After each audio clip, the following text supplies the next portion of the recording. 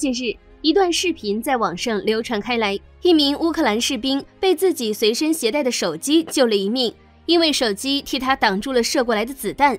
从画面中可以明显的看到，手机的屏幕已经面目全非，而背面还留有清晰的弹孔，在弹孔的上方可以看到手机的 logo。虽然有一部分被弹孔遮挡，但 REALM 5个字母已经完全可以证实它的型号。它就是我们的国产手机 Realme， 还是中国销量最快破亿的手机。可能很多人没听说过这个品牌，接下来小编就为大家科普一下 Realme 手机是如何赢得全球年轻人喜爱的。大家好，欢迎来到星球热点，国家大事从不缺席，舆论场中抽丝剥茧，聚焦独家中国资讯，点赞加关注，带你用不一样的视角读懂中国故事。对于手机品牌来说，销量1亿是什么概念？根据相关统计数据显示，不同手机品牌达到1级销量，三星用了6年，华为用了5年，苹果用了将近4年，发展最快的小米用了3年半的时间。这些品牌大多在智能手机换机潮的推动下，早早的达到了1亿销量，并形成了各自的消费者群体。而如今，手机行业这场1级赛跑的记录正被一位年轻选手刷新。数据显示，在成立3周年的时间节点 ，Realme 手机销量日前正式突破1亿台，这也是全球最快达到1亿销量的智能手机品牌。同时，2021上半年 ，Realme 中国市场销量同比增长988%，环比增长175%，成为国内增速最高的手机品牌。在外界看来 ，Realme 能够取得如此高速的增长是几乎不可能的。早在罗永浩开始做手机的2013年，中国手机行业已经是竞争最激烈的阶段，当年销量达3.5亿部，同比增长84%。吴晓波评价说，当增长84%的时候，这个行业已经跟你没有关系了。因此，不难发现，此前几乎全部的手机销量破亿都发生在2015年之前，移动互联网高速壮大带来的智能手机换机的热潮中。等到2018年，当年中国手机销量同比下降10.5%，销量几乎全部集中在我们熟悉的那5-6个品牌上，所以也就更容易理解2018年成立的 Realme 作为一个新品牌，已经很难在这个市场创造什么可能性了。而 Realme 的独特之处在于，自成立起 ，Realme 就是一家面向全球市场的手机品牌。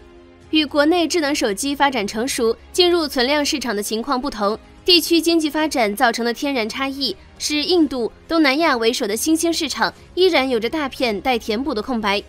但与其他品牌在国内取得优势份额之后，借助国内的经验与资源发展海外市场的策略不同 ，Realme 没有后方优势市场基础，少了一大块保底收入。从这个角度来看，海外业务的开展过程中 ，Realme 依然处于劣势。在 Realme 副总裁徐启看来，这种劣势在公司内却被转化为了优势。相比其他品牌上万的员工相比，只有几千名员工的 Realme 仍是个年轻的小团队。我们没有包袱，比任何人都敢于试错，也比任何人都能快速的反应、修正错误。当一家手机公司面对的全球多个市场、多种文化的消费者时，曾经在中国的策略将不再有效。品牌需要走出舒适区，针对每一个市场的情况，不断调整产品、市场策略。在这个过程中，成立不久的 Realme 简单高效，年轻的组织架构大大提升了整个链路的效率。数据显示 ，Realme 目前覆盖的中国、印度、俄罗斯、东南亚、欧洲、大洋洲、中东等全球61个市场，并且都取得了良好的成绩。尤其在中国出海手机品牌中，成绩可以说相当亮眼。也正因此，站在1亿销量这个时间点回头看 ，Realme 3年来创造的并不仅仅是行业记录，而是通过区别于主流手机厂商的独特角度切入市场，并在一个几乎不占任何优势的竞争环境中站稳了脚跟，达到了头部品牌在风口上都没创造的增长速度和海外市场成绩。Realme 作为后来者的野心，早早的被写在了自己的品牌理念上，敢越级。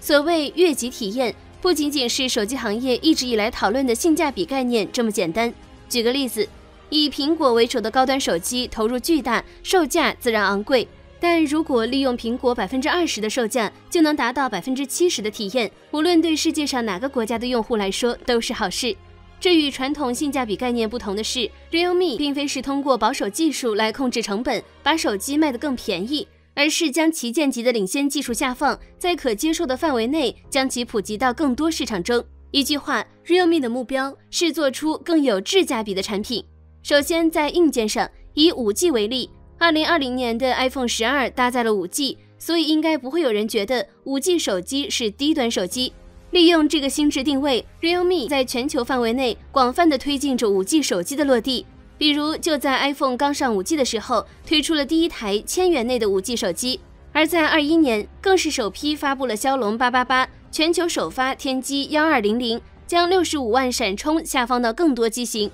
其次，在手机的设计上 ，Realme 主打科技潮牌概念，通过对产品设计、工艺、细节、配色的挑剔，创造出让人眼前一亮的设计语言。这种围绕着文化，从设计到功能都达到协调自洽的产品，让消费者在购买时不仅仅将手机作为一个工具，更是代表了一种态度。这也正是 Realme 潮玩设计立足之本。当手机行业销量逐渐向头部集中，不成文的默契也正在形成。当厂商将不同等级的硬件和设计与不同价位的手机互相匹配，并以此创造利润时， Realme 敢越级理念下诞生的产品，让更好的技术被更多人享受到，无异于重构了市场的价格锚点，这成为了 Realme 最强的市场竞争力。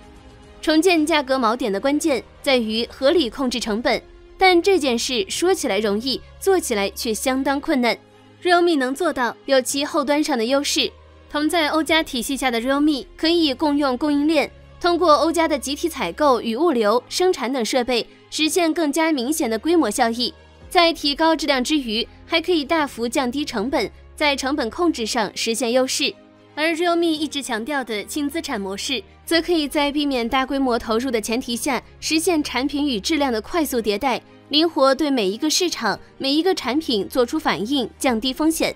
而为了更好地了解消费者， Realme 通过开放的态度与消费者高频率的沟通，甚至让渡一部分决策权给消费者，来拉近彼此的距离，让这些年轻的消费者参与到品牌中来，促成了 Realme 与粉丝共同养成的品牌策略，也帮助 Realme 更加高速的成长。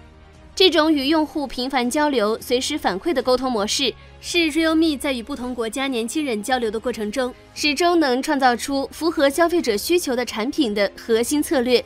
画面中的图片是世界上最大的照片数字108，这个108就是由西班牙网友使用 Realme 手机拍摄的5867张自拍照片组成的。吉尼斯世界纪录官方裁判员宣布，这项纪录真实有效。近年来，国产手机品牌纷纷发力海外，在印度、东南亚、欧洲等市场大规模投入。这背后既因为国内已是存量市场，手机品牌需要寻求销量增长；另一方面，通过手机在海外建立品牌形象与信任感，将更有利于其他业务的发展。而这些也正逐渐成为中国实体经济出海的重要力量。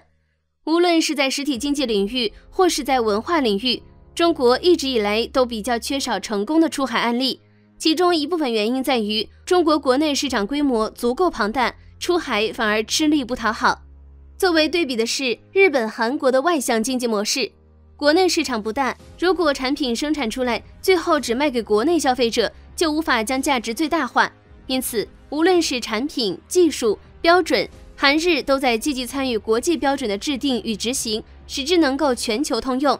并通过将产品与技术卖到世界各地，赚取最大化的利益，以此支撑先进技术的研发投入，最终在某些领域领先世界。换句话说，若想进一步提升中国经济技术实力，通过国产制造出海，尽可能多地反哺国内供应链和研发体系，是未来中国实体经济的必经之路。从这个角度来说， Realme 这样的面向全球的品牌能够崛起，是行业的幸事。中国的科技品牌从来都有这样的潜力，如今这些变化已经明显体现在了 Realme 的成绩上，不仅在海外畅销，更是得到了不同文化、不同肤色的广大年轻人的认可。好了，今天的内容到这里就结束了。大家最喜欢哪款国产手机呢？欢迎在下方留言分享。如果你喜欢小编的影片，还请大家多多点赞、转发，让更多的人一起见证中国进步。关注我的频道，这样既能回顾往期视频，又不会错过之后的精彩内容。那我们下期节目不见。